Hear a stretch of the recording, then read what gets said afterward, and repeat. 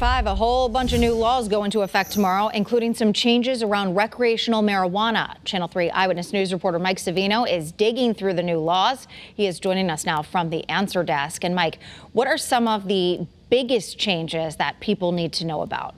Well, Aaron, you mentioned, that parts of that marijuana bill that lawmakers approved this year will take effect, but there's also several other important new laws. For example, employers need to disclose salary ranges for job openings. So we wanted to know how that will impact the hiring process.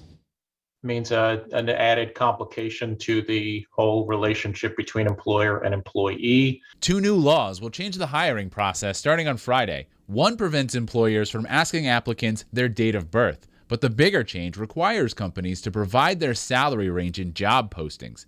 This is meant to address pay disparities, but employers say it also makes it harder to set salaries, since both applicants and current employees see the information. Most people hear the high number, which is why we don't put salary ranges and haven't historically in job postings. Also, starting October 1st, do you have a medical marijuana card? If so, you can start growing your own marijuana at home.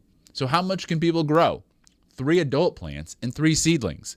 So what else goes into effect tomorrow? Coercive control was happening long before we passed this law. Jennifer's Law, named after Jennifer Farber Dulos, expands the definition of domestic violence to include nonviolent coercive control. A mother of 5 children, Dulos was last seen in May of 2019.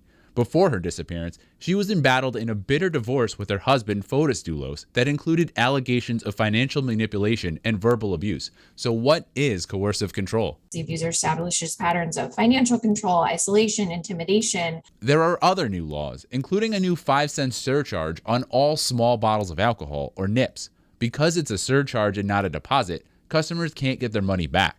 Supporters of the bill say the money can be used instead to clean up litter, especially nips thrown along the side of the road. Jennifer's Law is also named after Jennifer Manone, who was shot and killed by her husband in 2007. One more law that people need to be aware of: starting tomorrow, adults will need to wear seatbelts even if they're in the back seat of a vehicle. Live from the studio, Mike Savino, Channel 3 Eyewitness News. Mike, thank you very much. Still ahead right here at